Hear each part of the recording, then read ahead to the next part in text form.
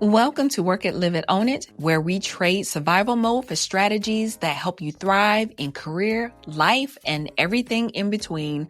I'm your hostess, work-life harmony strategist, Sekola Lair. This is part 2 of the Suck It Up, Go It Alone series, and today we are going to be diving into why so many women feel completely drained, even when they think they're doing everything right.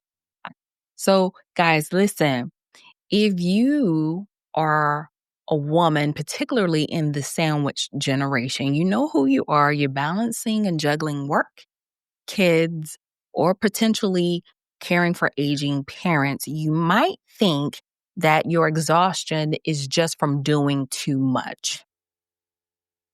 But oftentimes, where we feel emotionally drained and exhausted, the real reason is fear of confrontation. That's what we're going to be honing in on today, the fear of confrontation, because it is one of those silent stressors. It is subtle, it is sneaky, and it builds up over time. And what makes it really tricky is that it feels safe, right? It feels like we're keeping ourselves safe just to stay quiet, but staying silent is what I like to call the pressure cooker effect, because your feelings and your frustrations are being built up over time, and eventually they're going to spill out in ways that you've never intended. And guys, let me tell you, I was so guilty of this. Let me break down what the pressure cooker effect actually looks like and what it can do in your actual life. So I want you to think about the last time you didn't speak up at work, even though you were swamped and overloaded. Maybe your boss said to you or gave you another project. And instead of saying to your boss, I can't take this on right now, you say nothing. And the fear of confrontation is in action. Or if you're at home or in your personal life, maybe you've allowed old family members or friends to overstep your boundaries, and you've swallowed up the frustrations just to keep the peace. And you think it's easier for you to just deal with it. But over time, the pattern of you sucking it up chips away at your energy. It leaves you feeling drained, resentful, and disconnected from people in life that you really, truly care about. You understand? Now, this avoidance may seem harmless at first, right? Because you're trying to keep peace. You're thinking you're doing a good thing. But the pressure inside of you is going to start building up. And that steam in that pressure cooker, eventually, after you keep allowing those emotions to get bottled up, they don't disappear. Instead, it's going to simmer and bubble beneath the surface, affecting your mood and even your health. And eventually, the smallest inconvenience or comment that somebody makes is going to set you off, is going to cause an outburst, or even shut you down, surprising both yourself and the people around you. I was guilty of this. I was one of those that if you were a child, you were seen, you weren't heard, you didn't have an opinion to voice. And if someone says something to me or it struck a nerve, I will blow up. And then I would always hear people say to me, uh, dang, you didn't have to do it like that. That was too much. Why'd you do that? Why'd you react that way? I'm feeling shamed because now people are shaming me because I finally stood up for myself, or so I thought, right? But I allowed things to fester and bubble underneath to the point I literally or figuratively blew my top. So learning to notice when you're holding back is actually a step forward to release.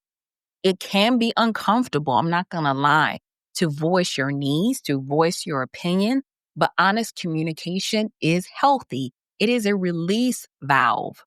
And to let some of that pressure escape before it becomes explosive is beneficial for your relationship. It's beneficial for you.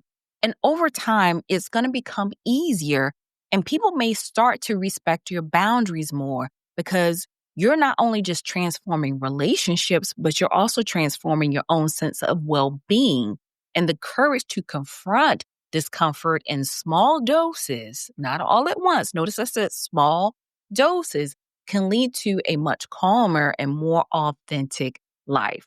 So that is the pressure cooker effect. So in the next time you have a fear of confrontation, I want you to think about a pressure cooker and what can happen if you don't slowly release that valve over time.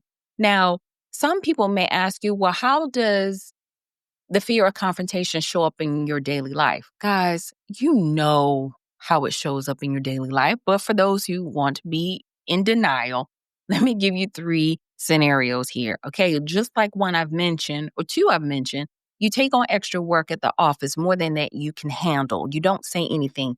You let someone in your personal life cross your personal boundaries in order to avoid an argument. Or you say yes to something when you really want to say no, but you say yes just to keep the peace. It could be at a family event. You're tired, you're worn out, you're having a family gathering, and everybody's got to bring something, and you're not able to. You may not have the financial means at the time. It may not be in your budget at the time to bring something. Or you're just tired and you really want to be at home.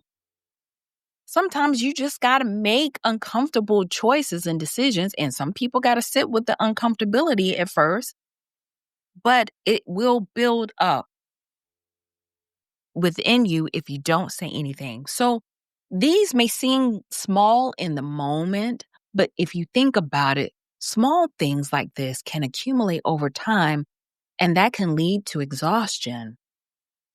Even when nothing seems wrong. And people ask you, hey, what's going on with you? Is everything all right? Everything's fine. You've ever responded that way? That's your default? My default is, I'm okay. I won't say anything negative. I'll just go, I'm okay. But it's building up. So being afraid of arguments can affect your friendships. You might say yes to things that you don't want to do. You're just trying to keep your friends happy. You may even pretend to agree with what they say, even if you don't really mean it. Have you found yourself doing that? And if you do this a lot, you can really start to feel upset inside. You're going to start feeling resentment inside. You might even start getting angry at others yourself for not speaking up for yourself or voicing your viewpoint. You might feel like people don't even notice your needs or opinions, or what you have to say or what you want doesn't even really truly matter. And this is getting even harder today when people are so quick to judge or so quick to stop speaking to you because you think differently than they do. And at home, this fear can show up with you as walking on eggshells to avoid discomfort with a family. It could be even a roommate, and you might find yourself handling chores and responsibilities that other people neglect simply because you would rather carry the extra burden than risk a difficult conversation. The result leads to frustration and emotional fatigue, a sense that you're not being treated fairly, but you're also not standing up for what you deserve. So who's going to win out here? Nobody. No one. And ultimately, these small moments of avoiding confrontation will chip away at your confidence. And you may begin to doubt yourself, your own opinions, start worrying excessively about how others perceive you. And so it is important for us to recognize these patterns toward building healthier boundaries and learning to speak up. Now, guys, it is not easy to speak up at first. It's going to be challenging and it may even feel risky at first. But listen, it can actually bring relief and strengthen your relationships in the long run. Now, you may say that's easier said than done. I want you to take away 3 practical steps. The good news is that fear of confrontation can be addressed, and I want you to address it one small step at a time. And then this way, if you're taking small steps, you're going to start to build momentum. So here's a simple approach to start with. I'm going to give you the framework, but you got to put this into action.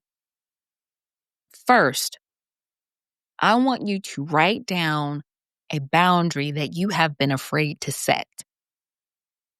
Here's an example. This could be a work scenario. Whether you're a business owner, whether you have a job where you still have to respond to clients in the evenings, set a personal boundary for yourself and you say, you know what? Here's an example. I need at least 1 hour after work of me time before answering emails. Write down whatever boundary that you have been afraid to set. Step 2, I want you to draft a kind but clear script. Here's a work example. If your boss is giving you another project and you can't handle too much more, go to your boss and have a conversation, especially if they say, hey, I have an open door policy. You can talk to me about anything. Go to your boss and say, I'm currently at capacity with my projects. Can we discuss which priorities should take precedence? Because now you're determining what's urgent and what's important. At home or your personal life, it could look like, I need help with some evening chores so I can recharge tomorrow. Can we share the tasks? Notice that after I ask each question, I'm stating the issue, but I'm also coming up with a solution. I'm not just complaining, like I've got too much on my workload. I can't take anymore.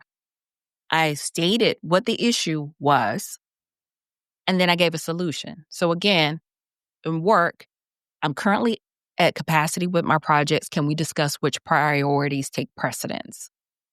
I need help with evening chores so I can recharge tomorrow. Can we share the tasks? And when you ask that question, I want you to lock eyes with them. Don't show any fear on the outside. Just lock eyes and wait for a response. Now, sometimes the response that you get back may not be what you expect. It may not be a positive response, but keep doing it. Keep showing up.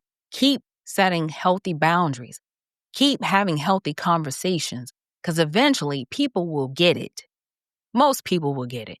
If they don't get it, if they resist, if they have an issue because you set healthy personal boundaries for yourself, then you know what? Might be some time to widen out and make more meaningful interactions and connections with people who are positive and who will respect who you are as an individual.